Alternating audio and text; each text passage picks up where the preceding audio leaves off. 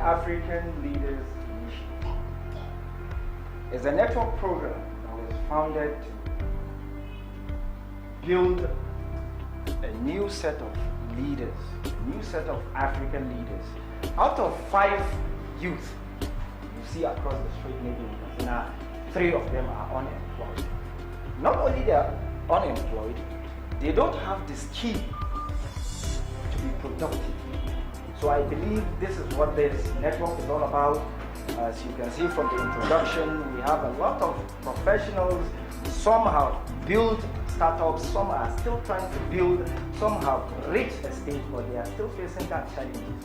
So the essence is for us to sit down and network and share ideas to see how we can provide solutions to these problems. Like initially, I introduced myself as the co-founder of a social enterprise called Recycling. And what we do in Recycling is we collect your daily waste, your recyclable waste, kinds of your pure sachets, your cartons, your PET bottles, cans, and all those things that you generate every day, papers and all that. We take it up from you and we give you some benefits in return. And these benefits may not necessarily be cash, come in terms of items and all that. So that is what it means, that we reward you for throwing away your waste properly, not on the street. So you give it to us, and then we reward you. So that's an example of a social enterprise. So what is the first step? Like the topic says, the first step to starting and running a successful social enterprise, innovative social enterprise. The first step is actually value creation. So what you are interested in is creating value. And that is the first thing you need in creating a successful social enterprise. Social enterprises actually opens you up to vast opportunities across the globe. So when you actually out to create value, you would eventually stumble across valuable opportunities. And what do we mean when we say value creation? Is that you're trying to solve problems in your society. To talk about ICT and entrepreneurship. You know, ICT and entrepreneurship or technopreneurship, they are moving together. To be an ICT technopreneur, it requires you to have some specific skills, tech skills, and become a technopreneur or web developer. Difference between the technopreneur and web developer, there are two, this one simple difference.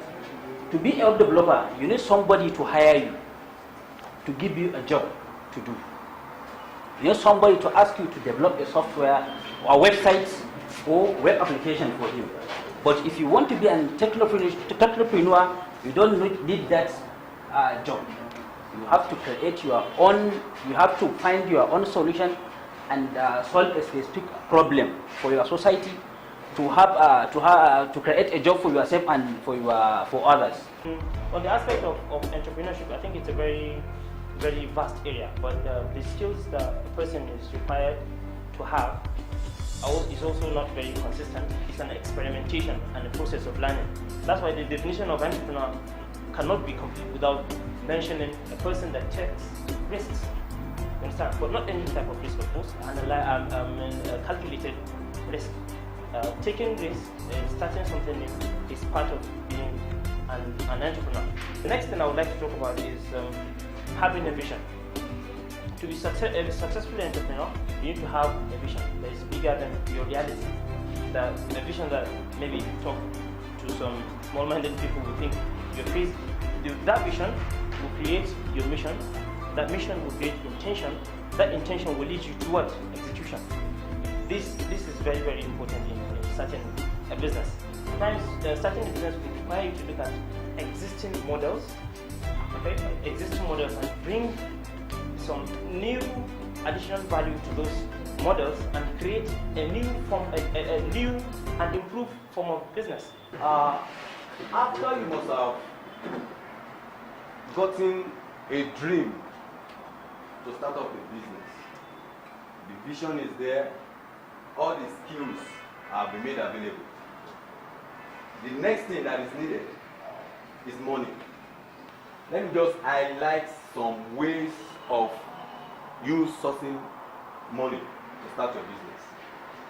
So you can get partners for the dream that you have gotten to start up your business that will put money down. So also you can source for loan. For me, I would say soft loan.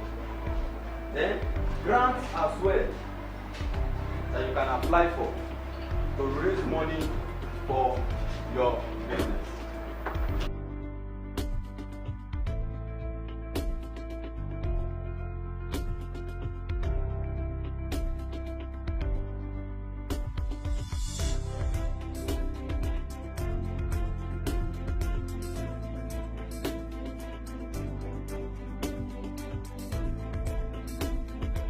I'm a member of YALI, and my weakness is in taking initiative.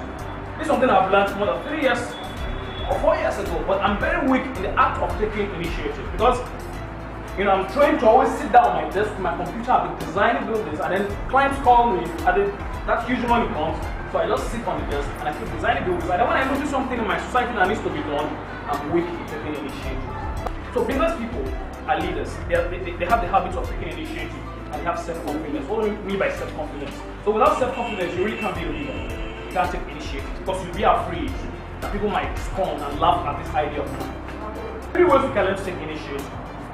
First of them is by looking at our society, looking at something that ought to be done, and then go out to do it.